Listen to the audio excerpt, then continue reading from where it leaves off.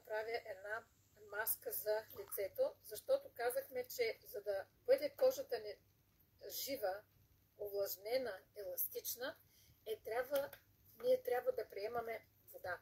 Водата е нужна за всичко в нашия организъм.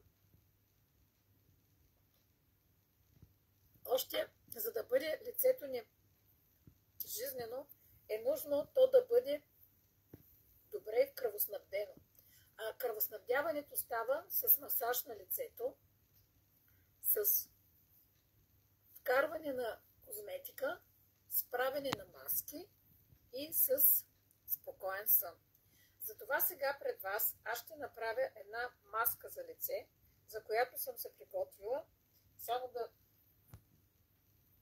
извадя. Тук съм сложила в чашката, ето вижте, кисело мляко. Можем киселото мляко да го сложим на хапка хляб върху средата на хляба, да се изцеди влагата му, да бъде малко по-гъсто. В това кисело мляко аз ще сложа една капсула Колактив 3. Знаете, коластрата е уникална със своите... Ето, отварям капсулата и я изсипвам върху моето мляко. Малко не нисък плота и не се вижда.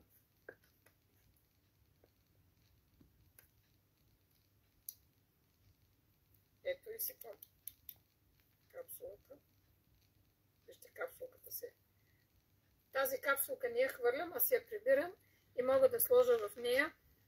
Хора, които не могат да приемат есенциалните масни киселини, аз използвам капкомера на есенциалните масни киселини, отварям капсулката и ето така добавям капчици. Ето 1, 2, 3, 4, 5, 6, 7, 8, 9, 10, 11, 12, 13, 14, 15, 16, 17, 18, 19, 20 капки накапах в една капсулка празна с омеги. Ето я капсулката. Това, което е по ръцете ми, никога не го изхвърлям, а го разтривам по моята кожа. Тази капсулка, в която накапах омеги, мога да си я дам на детето, което не иска да пие омегите, защото тези с оранжеви етикет леко нагарчат от тимиона. Но пък аз намерих този начин да я напълня в капсула и да я изпия капсулата, което означава, че омегите влизат в моят стомах и там се разтваря желатиновата капсула и няма проблем. Та въпроса в момента към млякото, едната капсула коластра, слагам 10 капсули омеги. Накапах ги. След това ще добавя и една капсула супер антиоксидант. Знаете, че в супер антиоксиданта има много витамин Е, пшенични кълнове, има пикногенол, най-добрия антиоксидант и всичко, което се съдържа, ще бъде полезно не само за вътрешната ми употреба, а и за кожата, външно. Ето, отварям си капсулата.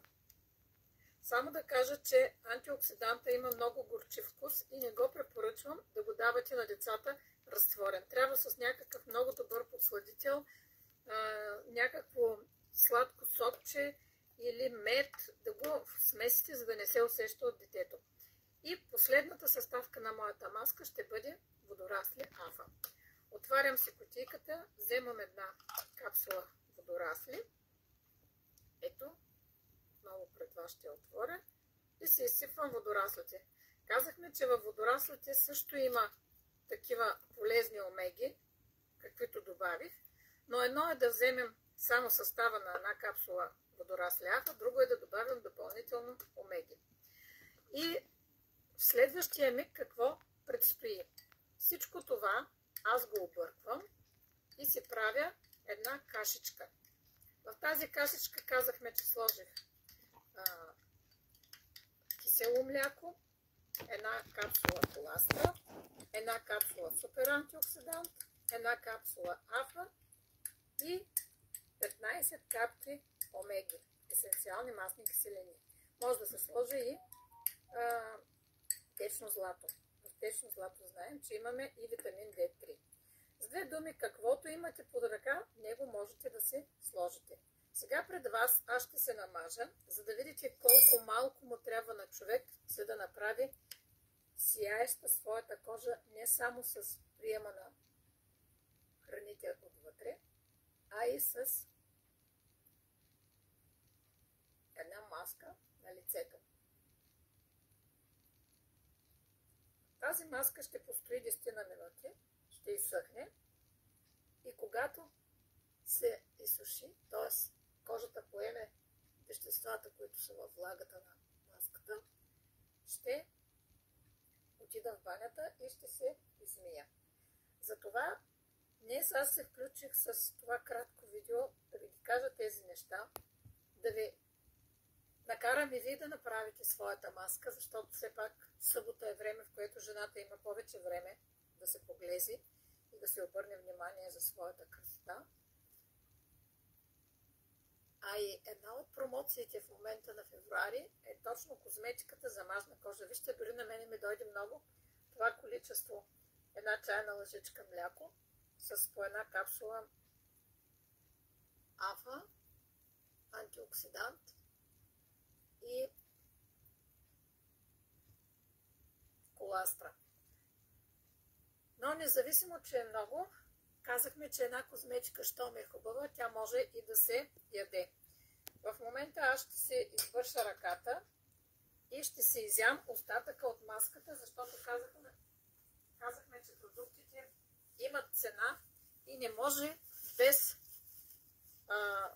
отговорно ние да ги харчим така в канала. Спокойно мога да измия това, което ми остана в купичката, но отново, за да бъда полезна и да ме разберете правилно, аз ще сложа малко вода в чашката.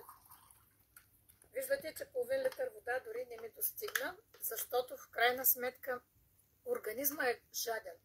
Той не е гладен, той е жаден, но ние всички започваме и му даваме да ядем. Вижте колко ми остана от маската.